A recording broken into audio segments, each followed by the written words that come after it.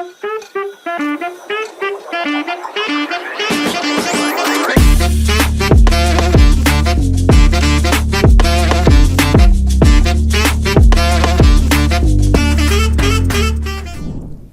datang di program pembelajaran digital Prodi Gizi Universitas Binawan.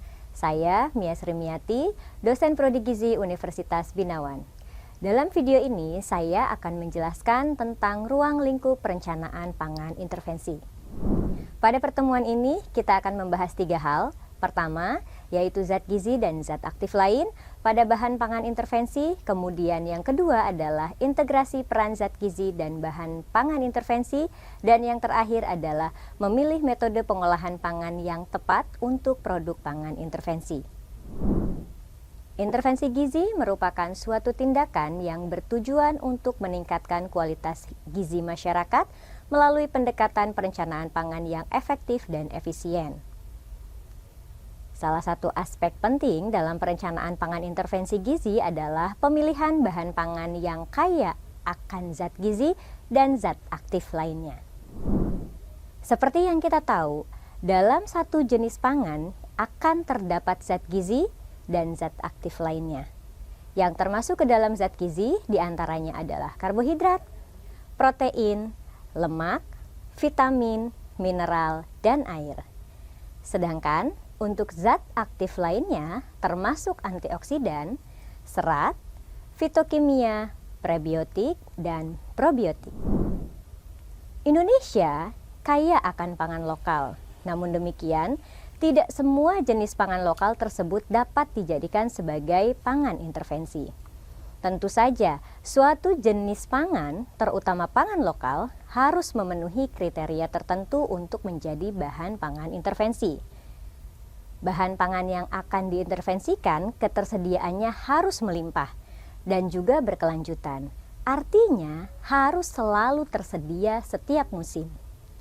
Di samping itu, bahan pangan tersebut juga harus memiliki kandungan zat gizi dan atau zat aktif lain yang memiliki dampak kesehatan terhadap tubuh. Pangan intervensi juga sebaiknya memenuhi aspek budaya. Artinya dapat diterima secara budaya maupun preferensi masyarakat. Contohnya saja, bagi orang Islam sebaiknya tidak membuat pangan yang berasal dari bahan pangan yang diharamkan. Yang paling penting, bahan pangan tersebut harus aman untuk dikonsumsi. Berikut beberapa contoh bahan pangan lokal yang potensial sebagai bahan pangan intervensi. Ada singkong, ubi jalar, jagung, kacang-kacangan, ikan laut, dan ikan sungai, serta tumbuhan obat dan rempah-rempah. Pangan lokal yang akan digunakan sebagai bahan intervensi tentu harus diketahui terlebih dahulu potensinya. Terdapat kandungan apa saja pada pangan tersebut serta fungsinya, sehingga ketika produk pangan yang diformulasikan memiliki manfaat yang optimal. Untuk memenuhi hal tersebut, maka diperlukan analisis gizi serta perlu dikaji terlebih dahulu manfaat kesehatannya. Ada beberapa upaya dalam metode analisis komposisi zat gizi. Di antaranya adalah pengujian laboratorium, kajian literatur, dan pendekatan analisis proksimat.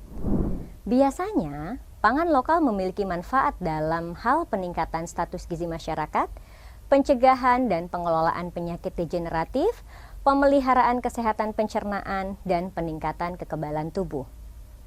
Dalam upaya optimalisasi bahan pangan lokal, diperlukan strategi pemanfaatan bahan pangan lokal dalam intervensi gizi. Contohnya saja, untuk meningkatkan diversifikasi konsumsi pangan, kita dapat melakukan promosi variasi konsumsi pangan lokal atau juga dapat dilakukan dengan mengedukasi masyarakat tentang pentingnya konsumsi berbagai macam bahan pangan lokal dan tentu saja dapat dilakukan pengembangan resep dan cara pengolahan yang inovatif dan menarik. Salah satu permasalahan dalam penggunaan pangan lokal sebagai bahan intervensi diantaranya adalah keterbatasan akses dan ketersediaan dari pangan lokal itu sendiri. Oleh karena itu, diperlukan upaya meningkatkan aksesibilitas dan ketersediaan pangan lokal dan upaya tersebut dapat dilakukan dengan cara penguatan sistem distribusi dan rantai pasok pangan lokal, pengembangan teknologi pengolahan dan penyimpanan pangan lokal yang tepat guna, dan mendukung kebijakan pemerintah untuk meningkatkan produksi dan konsumsi pangan lokal. Upaya penting lainnya adalah dengan menjalankan program pemberdayaan masyarakat dalam pengelolaan pangan lokal. Hal ini dapat dicapai dengan kegiatan seperti pelatihan dan pendampingan dalam pengolahan pangan lokal yang sehat dan bergizi, pemberdayaan kelompok tani dan nelayan untuk meningkatkan kualitas dan kuantitas pangan lokal, pengembangan kemitraan antara masyarakat, pemerintah, dan sektor swasta dalam pengembangan pangan lokal. Ketika kita melakukan intervensi gizi dengan menggunakan pangan lokal, hal penting yang harus dilakukan adalah monitoring dan evaluasi. Kegiatan ini dapat dilakukan dengan cara melakukan penilaian dampak intervensi gizi terhadap status gizi masyarakat, mengevaluasi keberlanjutan dan skalabilitas program intervensi gizi, dan pengembangan indikator kinerja yang spesifik dan relevan dengan konteks pangan lokal.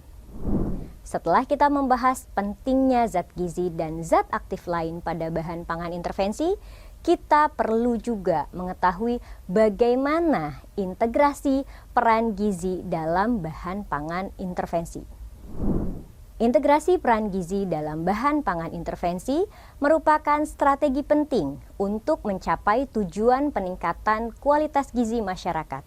Pemahaman tentang bagaimana zat gizi berinteraksi satu sama lain dan bagaimana integrasi ini dapat dimanfaatkan dalam perencanaan pangan intervensi gizi akan membantu merancang program yang lebih efektif dan efisien. Perlu diketahui bahwa ada beberapa jenis interaksi zat gizi dalam tubuh manusia. Yang pertama adalah sinergisme atau hubungan yang saling mendukung.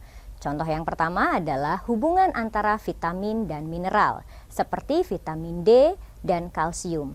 Contoh yang kedua adalah dampak sinergis antara protein, lemak, dan karbohidrat, seperti mengkonsumsi nasi sebagai karbohidrat bersama dengan daging sapi, yaitu sebagai protein, dan alpukat yang berperan sebagai lemak sehat.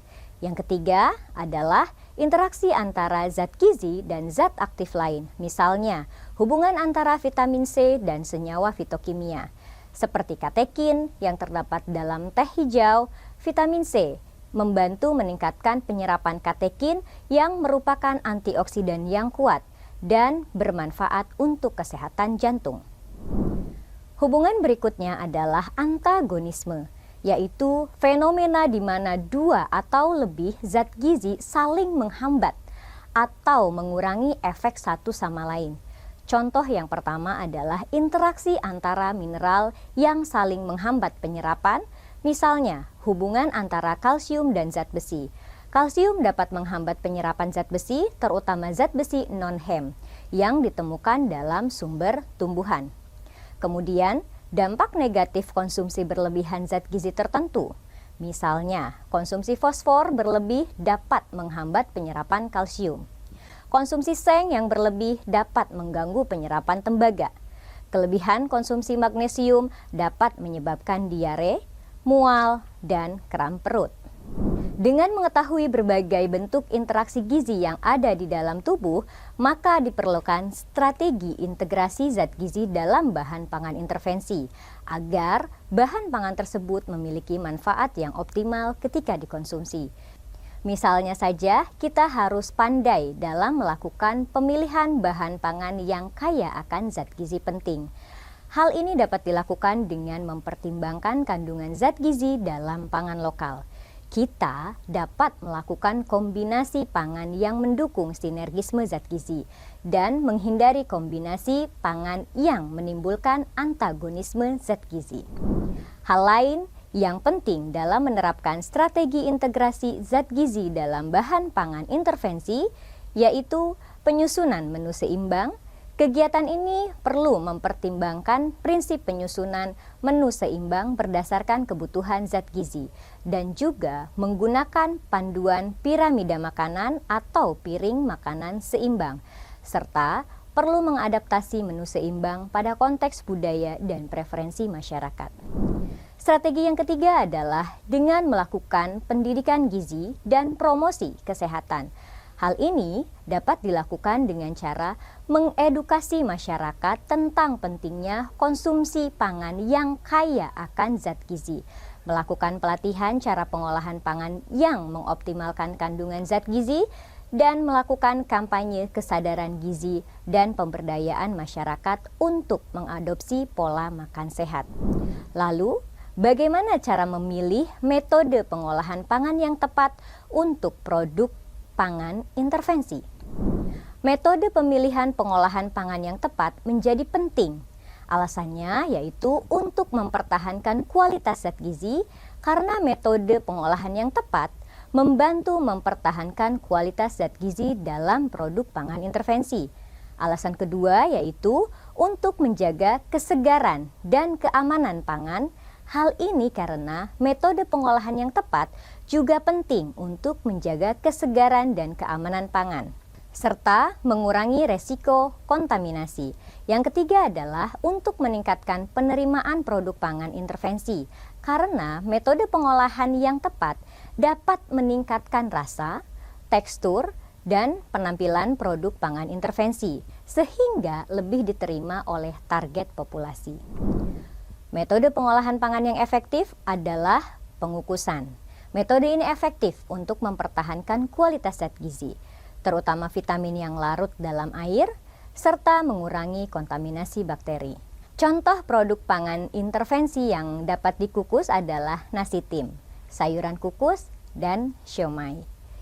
Dan yang kedua adalah perebusan, yaitu metode pengolahan pangan yang menggunakan air panas untuk memasak, sehingga mengurangi kontaminasi dan mempertahankan zat gizi. Contoh produk pangan intervensi yang dapat direbus adalah sup sayuran, sereal, dan pasta. Yang ketiga adalah pemanggangan. Metode ini yaitu memasak dengan panas kering dan mengurangi penggunaan lemak, menjaga kandungan zat gizi, dan meningkatkan kelezatan produk. Contoh produk pangan intervensi yang dapat dipanggang adalah ikan, daging, dan sayuran. Yang keempat adalah penumisan. Metode ini menggunakan sedikit minyak dan panas tinggi untuk memasak dengan cepat, sehingga mempertahankan zat gizi dan kesegaran pangan. Contoh produk pangan intervensi yang dapat ditumis adalah capcay, tempe, dan tahu.